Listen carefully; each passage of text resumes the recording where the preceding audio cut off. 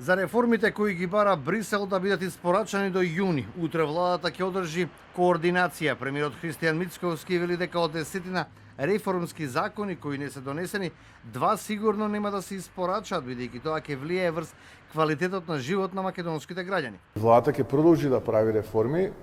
Имаме 10 чекора кои што треба да ги завршиме до крајот на јуни.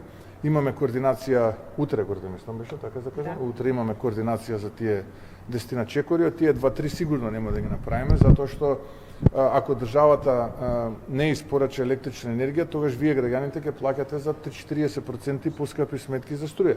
Таа одма ќе ви кажам нема да ја испорачаме, затоа што се субвенционира струјата и во Франција, и во Германија, и во Италија. Не можеме ние нашите граѓани континуирано да ги удираме по џебот, затоа што некој не водел сметка кога ја формирал индикативната листа на реформи. Ние таа реформа однапред кажавме дека нема да ја примениме. Во контекст на реформите, денеска министерот за правда Игор Филков изјави дека поради отсуство на СДСМ, денеска беше одложена 4-та седница на работната група за реформи во изборното законодавство. Филков обвинува дека реформите се држат во заложништво на теснопартиските интереси на опозиционерите, а европската иднина на граѓаните е во неизвестност. Денеска имавме можност да го видиме вистинското лице на, за жал, изгубената политичка партија која што со низа погрешни потези, водени од тесногради партиски интереси, свесно ја блокира реформската агенда и го кочи европскиот напредок на државата.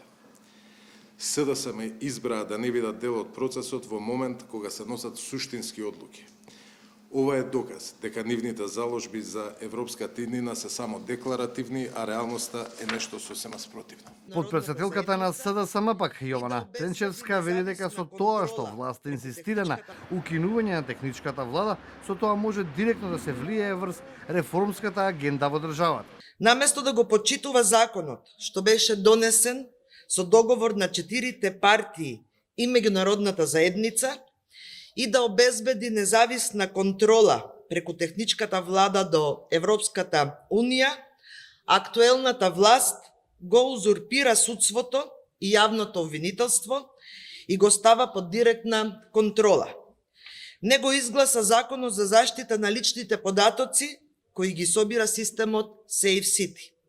Го партизира и го узурпира Министерството за внатрешни работи со нов закон, кој овозможува партиски луѓе да се поставуваат на клучни позиции во полицијата. По информациите кои известувачот за Македонија во Европскиот парламент Томас Вајц ги даде во интервју за Евроньюз Бугарија дека во последната година во земјава има видлив застој во испораката на реформите кои ги бара Европската Унија и земјава е под закана дека ги загуби 47 милиони евра пари предвидени од планот за раст на Европската Унија. Вчера Вајц во телевизиско интервју вели дека тоа интервју е старо и нема толкова опасност по Македонија.